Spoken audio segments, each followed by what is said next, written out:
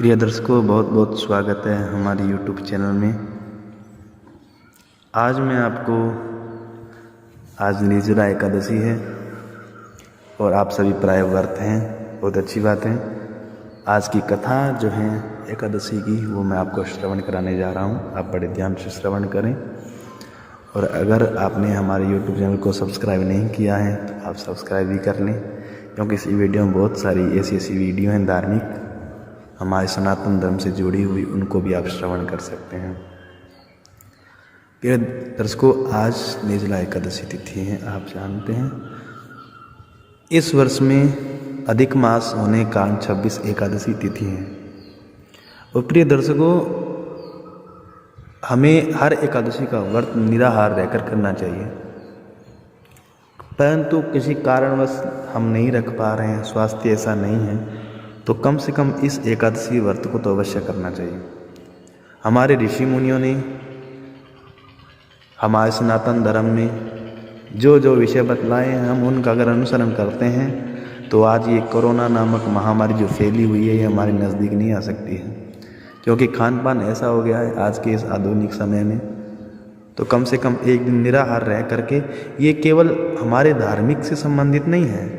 इस एकादशी का व्रत केवल धार्मिक महत्व ही नहीं है, ये व्रत मानसिक एवं शारीरिक स्वास्थ्य के नज़रिए से भी बहुत महत्वपूर्ण है।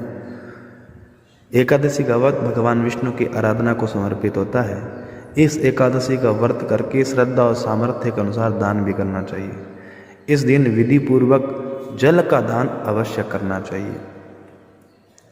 पूरे साल की एकादशियों का फल मिल जाता है। इस प्रकार जो पवित्र एकादशी का व्रत करता है वह समस्त पापों से दूर हो जाता है। इस व्रत का इतिहास क्या है? आप पांडवों में भीमसेन जी को जानते ही होंगे। इस प्रकार भोजन करते थे, बहुभोजी थे, बहुत ज़्यादा खाते थे। तो हर एकादशी आती तो युधिष्ठिर जी महाराज, द्रौपदी, कुंती, नकुल, सहदेव इत्यादि कहते कि भाई जी आप भी व्रत करो। तो भीमसेन कहते कि मुझसे व्रत नहीं होता। एक बार वेद व्यास जी उन्होंने कहा कि प्रिय भीम तुम्हें व्रत करना चाहिए। भीम ने कहा महाराज कोई एक ऐसा व्रत बता दो, एक दिन व्रत रखूं तो मेरे पाप दूर हो जाए, मुझे स्वर्ग मिल जाए। तब वेद व्यास जी ने कहा चलो ठीक है भीम, तुम निर्जल रह करके निर्जला एकादशी का व्रत कर लो तो तुम्हें साल भर की एकादशी व्रत करने का फल मिल जाएगा। तो यही कारण है कि इस दिन व्रत करने से हमें संपूर्ण एकादशियों का फल मिल जाता है। अब आप इसका महत्व सुनिए।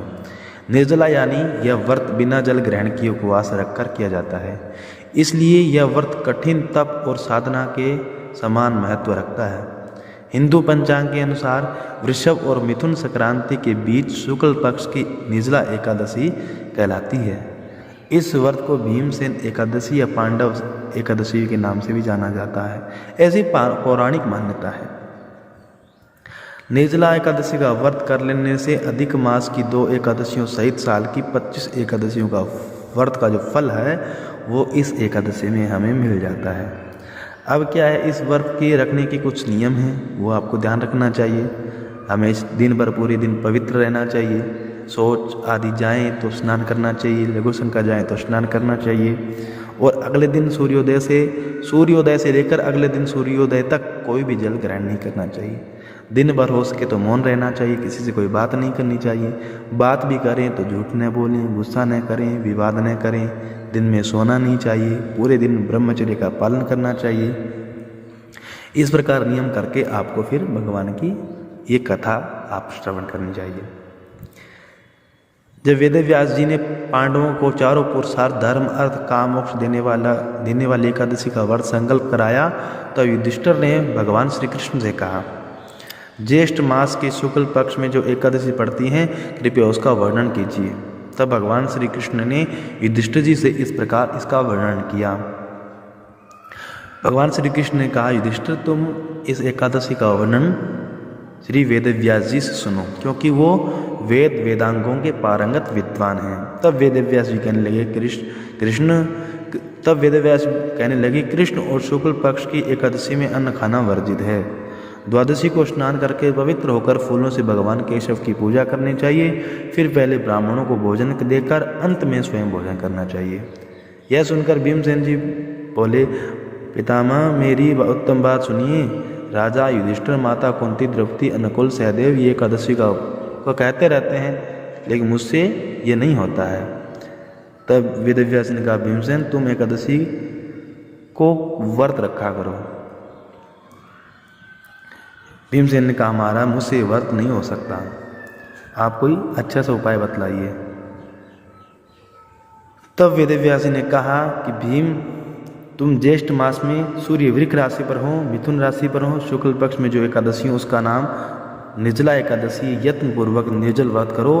केवल कुल्ला या आचमन करने के लिए मुख में जल डाल सकते हो, उसके छोड़कर किसी प्रकार का जल विद्वान पुरुष मुख में न डालें, अन्यथा व्रत भंग हो जाता है। एकादशी को सूर्योदय से लेकर अगले दिन सूर्योदय तक मनुष्य जल का परित्याग कर दें। इसके बाद द्वादशी को प्रभात काल में स्नान कर ब्राह्मणों को विधि पूर्वक जल और सुवर्ण का दान हो सके तो देना चाहिए। इस प्रकार सब कार्य पूरा करके जितेंद्रिय पुरुष ब्राह्मणों के साथ भोजन करें। वर्ष में जितनी एकादशियाँ होती है उनका सबका फल इस निर्जला एकादशी से मनुष्य प्राप्त कर लेता है, इसमें तनिक भी संदेह नहीं है। शंख, चक्र और गदा धारण करने वाले भगवान केशव ने मुझसे ये कहा था कि यदि मानव सबको छोड़कर एकमात्र मेरी शरण में आ जाए और एकादशी को निराहार रहे तो वह सब पापों से छूट जाता है। कुंती नंदन, निर्जला एकादशी के दिन श्रद्धालु स्त्री पुरुषों की विशेष दान और कर्तव्य विहित है, उन्हें सुनो। उस दिन जल में शयन करने वाले भगवान विष्णु का पूजन और जलमयी धेनु यानी पानी में खड़ी गाय का दान करना चाहिए।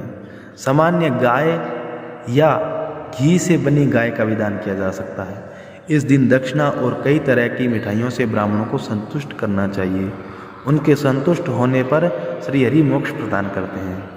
जिन्होंने श्री हरि की पूजा और रात्रि में जागरण करते हुए इस निर्जला एकादशी का व्रत किया है, उन्होंने अपने साथ ही बीती हुई 100 पीढ़ियों और आने वाली 100 पीढ़ियों को भगवान वासुदेव के परम धाम में पहुंचा दिया है। निर्जला एकादशी के दिन अन्न, वस्त्र, गो, जल, शैया, सुंदर आसन, कमंडलू तथा छाता दान करना चाहिए। जो श्रेष्ठ तथा सुपात्र ब्राह्मण को जूता दान करना चाहिए। वह सोने के विमान में बैठकर स्वर्ग लोकों में प्रतिष्ठित होता है। जो इस एकादशी की महिमा को भक्तिपूर्वक सुनता है अथवा उसका वर्णन करता है वह स्वर्ग लोक में जाता है। चतुर्दशी युक्त अमावस्या को सूर्य ग्रहण के समय श्राद्ध करके मनुष्य जिस फल को प्राप्त होता है वही इस कथा को सुनने मात्र से मिल जाता है। तो इस प्रकार ये एकादशी की कथा थी, आपने श्रवण की। तो देखिए आपने तो श्रवण की है, अगर आप भी दूसरों को सुनाएंगे तो इसका फल आपको भी मिलेगा। इसलिए इस वीडियो को आप अधिक से अधिक अपने स्वजन बंधु बांधव हो उनके पास शेयर कीजिएगा, वो भी इस वीडियो से इस कथा का लाभ श्रवण प्राप्त कर सकें। बहुत बहुत धन्यवाद। जय श्री राधे, जय श्री कृष्ण।